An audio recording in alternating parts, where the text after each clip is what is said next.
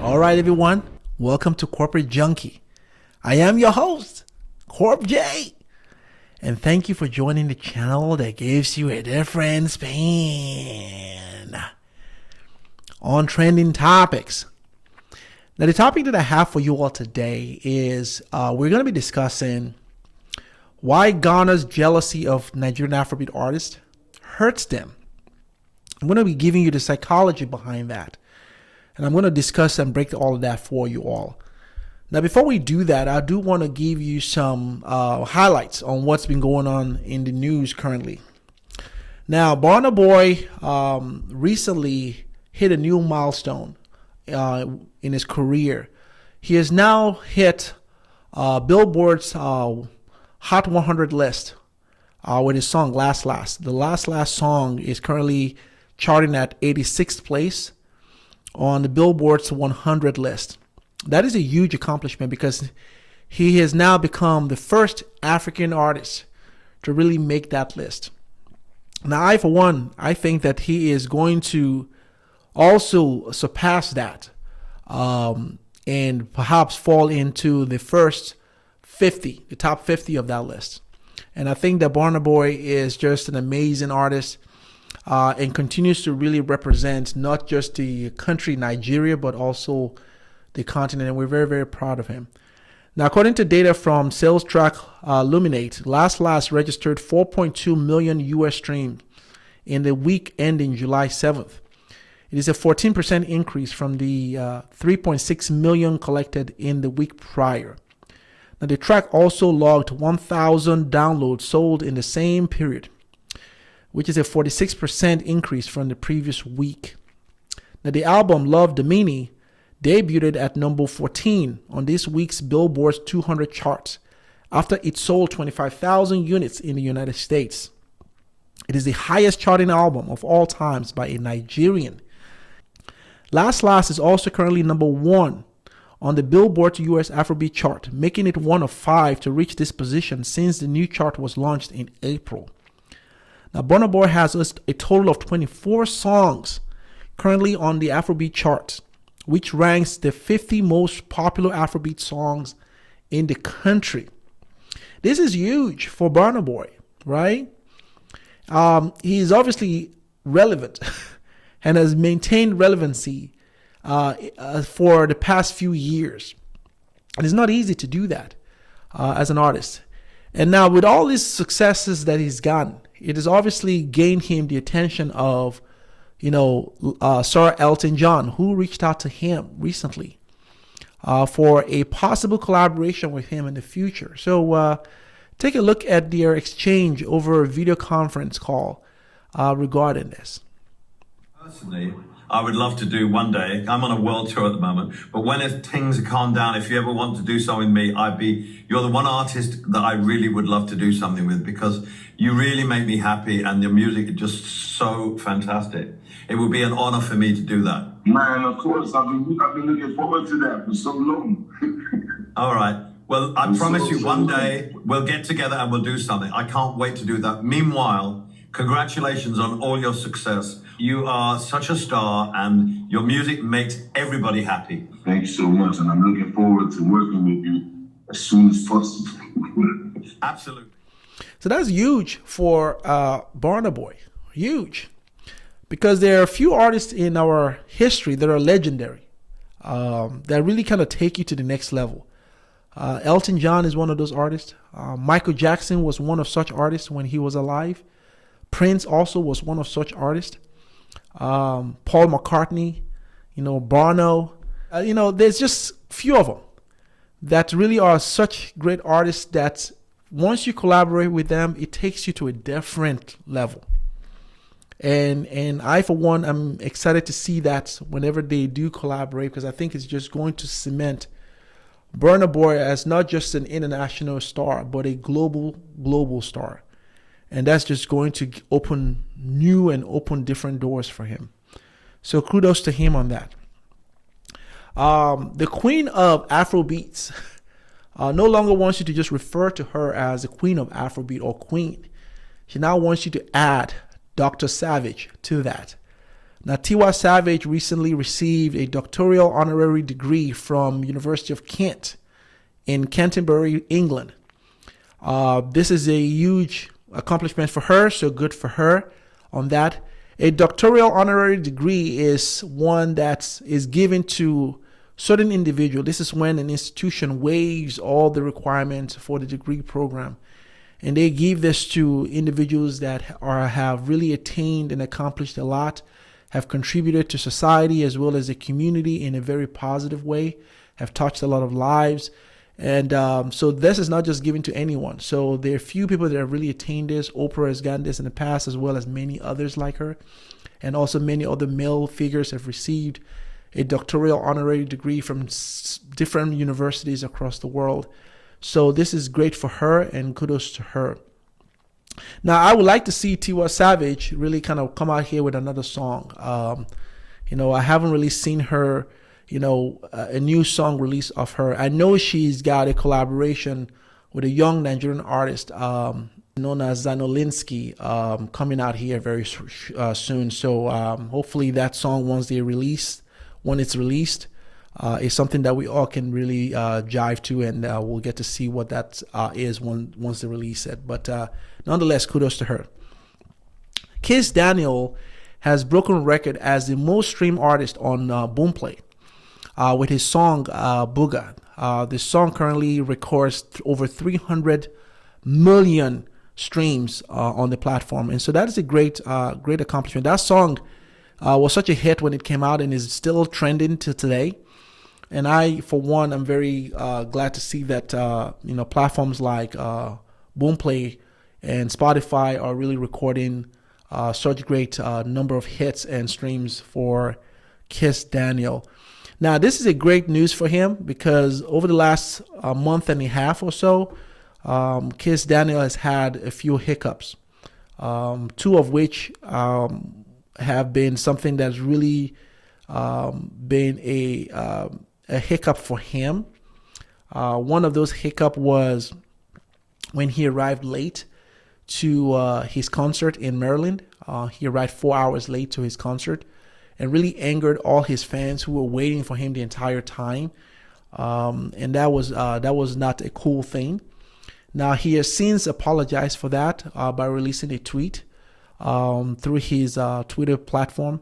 We apologize to his fans, and really blames the Nigerian consulate for holding up his passport, which really kind of prevented him from making that concert on time. But that was obviously a hiccup for him. The second would be will be before all of that, in Zambia, where he attended. He was performing in Zambia, and there was a young lady at the airport that came by to present flowers to him, and it was said that he snubbed her. And so a lot of people call him arrogant. He was obviously that was a huge thing that happened over a month ago. So these two things really were a hiccup for him in the last month and a half. But I, for one, I'm glad to see that he's still trending, is still relevant, and is gaining a lot of success with his Booga song. Now, let me say something about that incident that happened in Zambia. Now, for me, in my opinion, that was not a snub, right? I remember when that occurred and that happened, that was not a snub. Here's why I say that. Now, as an artist, as a male artist or a male figure, public figure, in today's climate, you are going to need to be very careful out here, right? You're going to need to be very careful. We now live in a time where, men nowadays are accused of things that they didn't do. We live in a Me Too era, the cancel culture, where, a simple gesture as a hug can be misconstrued to be something that it was not, right? And that's how I see that. I saw that whole thing as Kizz Daniel really being very cautious, right? And that was, if I were in his shoe, I would have done the same thing. Because imagine what would have happened had he taken the flower from that girl and given her a hug. And then the next minute or the next day, she accuses him, and she says stuff like, I felt his wood up against me when he hugged me. Can you imagine what that would have done to his career? Can you imagine what that would have done to his reputation? It would have killed the whole thing. Now, you may tell yourself she would never do that, but how do you know that? How do you know that? How does anyone know these things? So we live in that era where you just, as a man, you just have to be very careful. And as a public figure, you need to be extra careful. Now, have there been legitimate, awareness or legitimate accusation that have been made against men who have really sexually harassed women? Yes, they have been. And those men have been held accountable, and they should be held accountable. No person should sexually harass or sexually grope or exploit someone sexually and get away with it. No one should. No one. No one. You should be held accountable for that. But what we have seen in this climate is also people taking advantage of that and saying that they were groped when it was clearly not a grope. They were sexually harassed when it was clearly not a sexual harass. And men are losing their jobs. Men are losing their reputation. They're having their name and their image smeared and tarnished out here. You have people taking advantage of that because of publicity. They're looking for a payout. They're looking for a payday. That is going on today. And so you as a man, period, will have to be extra careful out here. And if you're a public figure, more so, why you should be very careful. It is better for you to offend people in that situation than having to really have your name called to question. It is better. It is better because you can apologize for something that people think you should have done. You can apologize for that. You can't come back from a scandal like someone accused you of it, because people will believe her. We live in a society where people would believe women. And people are using that to their advantage. They're taking advantage of that and accusing people of that. We have groupies, that are using that as a payday. Because Kizz Daniel was never told on his way to the airport, on his way arriving to that country, that he was going to be approached or met by a young lady at the airport. He wasn't told that, So to really walk out of the airport and see a young lady, an attractive one, with flowers, no. That's just something that it was a calculated decision that he made, and he, in my opinion, made the right one by saying, no, I'm good. Not everyone that opens their arm for a hug that you hug them as a public figure. Not everyone. Not everyone that says, hey, can I take a picture with you? Not everyone. You just have to be very careful out here. It's the same situation with Steph Curry. Where the Golden State Warriors just won the fourth championship ring. They were out there celebrating with their fans, and here comes a woman in the crowd, leaning in to kiss him in the mouth. A total stranger, But he immediately just backs up and say, hey, stop. It's the boldness that we're seeing, because had that been a reverse, had that been, let's say, a man, doing that to, let's say, Serena Williams, it would have been a totally different situation. Her bodyguard would have grabbed him, pinned him to the floor, handcuffed him, and shipped him out of there. So it's a double standard that you find, and that is the type of thing that we're exposed to nowadays. Is that men now have to be guarded. Men now have to really shield themselves, have to protect themselves from being labeled or accused falsely, because somebody wants a payday, somebody wants a payout. Later on, we know that he went in because of all of these crazy stuff that was going on. He went in and met with the lady and finally took the flower from her and hugged her, right?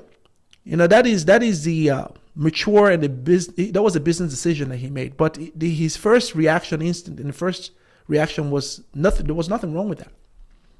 Nothing. You always find people that would be upset at you, that would read everything that you do wrong because they just want to be mad. What he did was not wrong. There's nothing he did in that situation. That was not a snub. A snub would be what's going on with Sesame Street right now, the Sesame Place, where Rosita snub 2 black girls. That is a snub. At the parade, and you see the character really high-fiving a white woman and intentionally ignoring these 2 black girls right in front of her. That is a snub. Because you are in a public place where your whole purpose of being there is to meet and greet. And to pick a white woman and hug a white woman or high five a white woman and then ignore 2 black girls, that's a racial snub. That is a snub. Okay? What Kizz Daniel did is not a snub.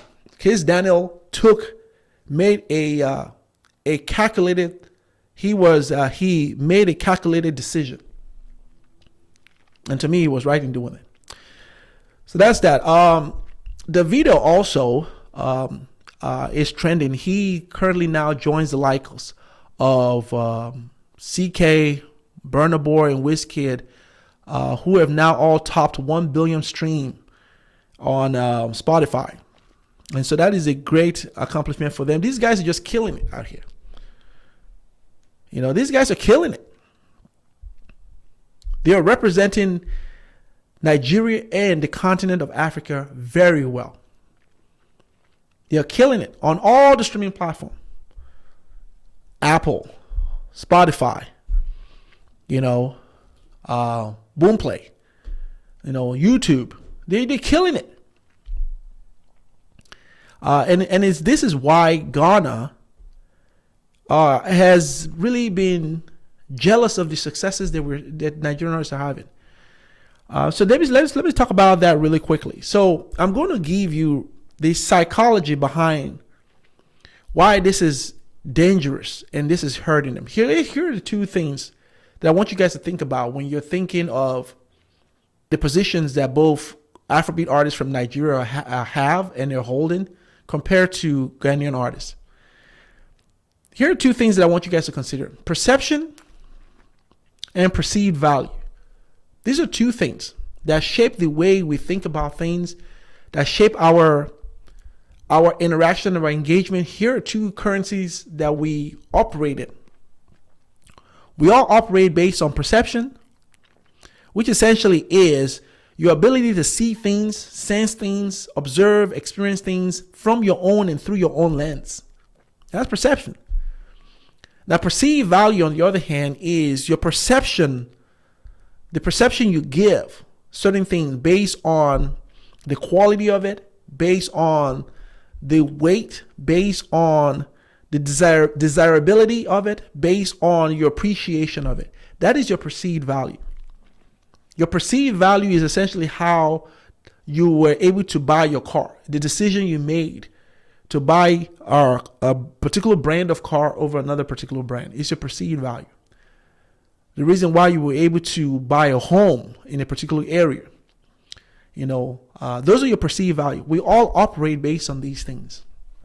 It's what shapes our thought, our decision making, whether we like it or not. We perceive certain things certain way, and others have a perception about us a certain way. Now, perception is based on historical behavior.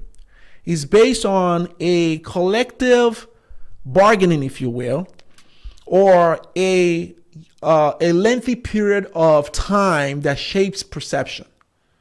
Okay, you are able to have a perception or perceive certain things a certain way based on years and a long period of time. That's how perception is. That's how we perceive certain things. It affects demographic, it affects time, it affects events, it affects certain people. So we have certain way we see things based on a certain lengthy period in time that has really proven itself or not proven itself.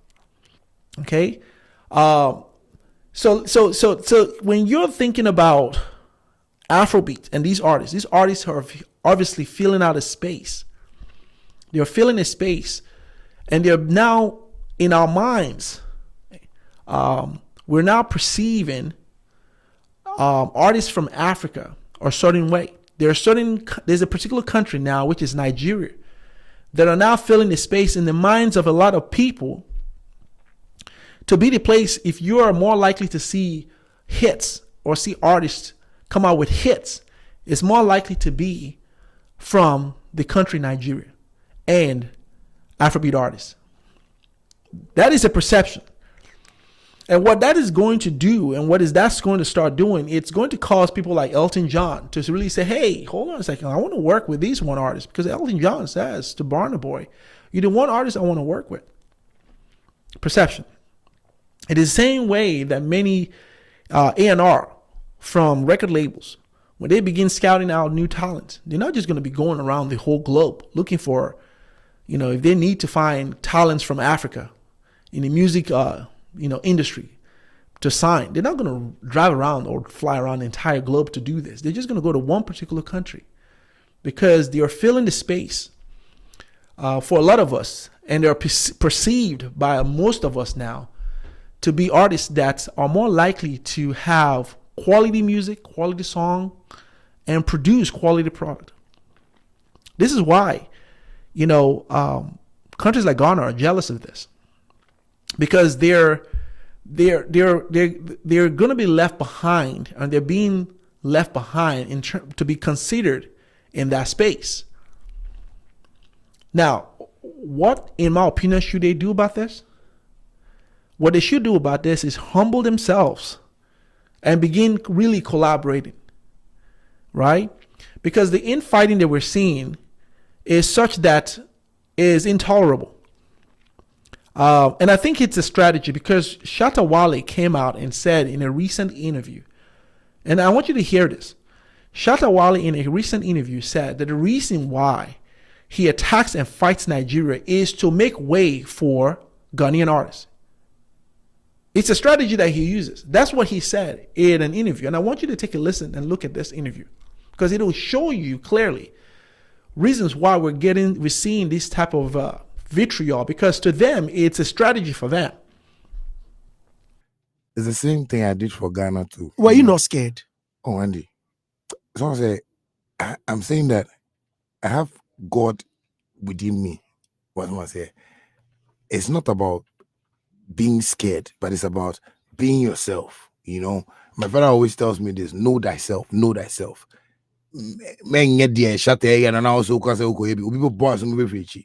But basically what I'm just saying is that I wanted to set up, because I know Ghanaian musicians, like the way I'm doing CCR. Right now, every Ghana artist want to be in Nigeria. Andy, I want to be in America, where the diamond and the gold is. But every guy is like mentality no one Nigeria. And I saw this thing like 4 or 5 years ago. Like it was eating like all of us. Like, Charlie, it's Nigeria cramming you because they say population 34 million and not million. I mean, what I'm just trying to say is that I sacrificed my life to do that on stage, for Nigeria to start inviting our colleagues. Davido is my guy. Burna Boy is my guy.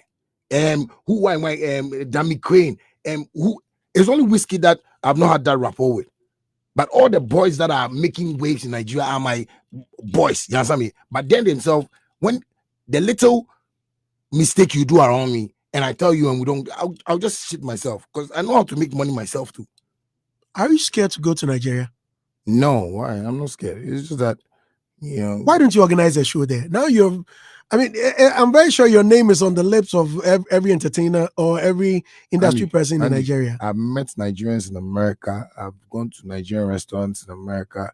Even as I'm going to London, I'll see if I'll even go to a Nigerian restaurant. Sometimes me alone in America. And when they see me, the way they behave, like they want to die. Oh my God, come on, shut up. That's how Nigerians receive me. They know what I'm doing. They understand what I'm doing. They know I'm paving a certain direction for my industry. They know. Yeah, they know. So that's why it's all this, what you call fight, that you have paved the way and you fought for Ghanaians. So you see that with Shatta Wale is that to him, in his mind, they just need to cause disruption. They just need to cause chaos, because to them, that keeps them relevant in the news. That keeps them top of mind. So we're not gonna stay top of mind or be relevant based on the quality of work that we're doing, based on what we're producing and putting out there. We're just going to be disruptive. That is the strategy that Shatta Wale thinks is going to work for him and his countrymen. No, it's not. It's not going to do that, right? Because it's a horrible strategy to be an agitator just so you can be relevant in conversation. No, it's not. Because the quality of your song is what people are going to stream. People are going to stream your song. People are going to download. People are going to buy, your product based on the quality, not because of your ability to be problematic and cause problem. That's a horrible strategy. I don't know how, I'm sure he bought into that whole, any negative press is good publicity. No, it's not. So the perception now that Nigerians have and the Nigerian artists have is that they come off with quality songs. They're more likely to come out with quality songs than none. Right? And that is a strong position to have. That is a position that you want to have if you're an artist, if you're selling product, if you have a service, is that people see you a certain way, which is favorable to your, to whatever product you're selling. Once people have pegged you a certain way, it is hard for anyone to fill that space. It's essentially the same reason why the category for any music coming from Africa now is considered Afrobeat, based on Nigerians lobbying of that. It's the reason why Grammys now are considering having a category for Afrobeats. The reason why BET recognizes Nigerian artists and have now brought them on stage to perform. These are all based on perception and perceived value. And so if other countries who have somehow developed this jealousy, example Ghana, if they don't switch their strategy and begin to humble themselves and work with these Nigerian artists, what's going to happen is what we're seeing, where Nigerian artists are working with South African. The Amapiano sound is now becoming something that they're incorporating into the Afrobeat. And we're seeing this two collaboration of these two sounds. And it's becoming a beautiful thing to see. Right? It's becoming a beautiful thing because Amapiano right now on the continent, especially Nigeria, he's taking a lot of roots. People are really jiving to that whole sound and that flavor. And so what essentially is going to happen is that Nigerian artists are just going to abandon working with Ghanaian artists. And they'll work with other people. And so what happens in that situation is that when other international countries go to Nigeria to pick or to work with their artists, they are going to work with anyone that's tied to those artists from that country. So any artist that Burna Boy features, he's going to automatically get a global recognition. Any artist that Tiwa Savage, let me use her, or Rema, let me use the younger ones. Let me not use the big guys. Let me use the younger one. Because they come from a country that's perceived to have success with this music genre, it is automatically going to gain credibility with any international stage because of their perception of these artists. Yeah, that's how we operate. And I think what you're going to see is exactly that. You're going to begin seeing that type of, switch where these artists from Nigeria are just going to choose to work with countries that appreciate them, that promote them, that speak well of them, and they're just going to, put a distance between themselves and artists and countries that just seem to want to cause problems and agitate and cause some kind of confusion and create some kind of disunity within the continent. And you wouldn't blame them. So that is this video. I hope you guys enjoyed it. Please be sure to give it a thumbs up. Please be sure to subscribe to the channel, as well as share this video. And I will see you all.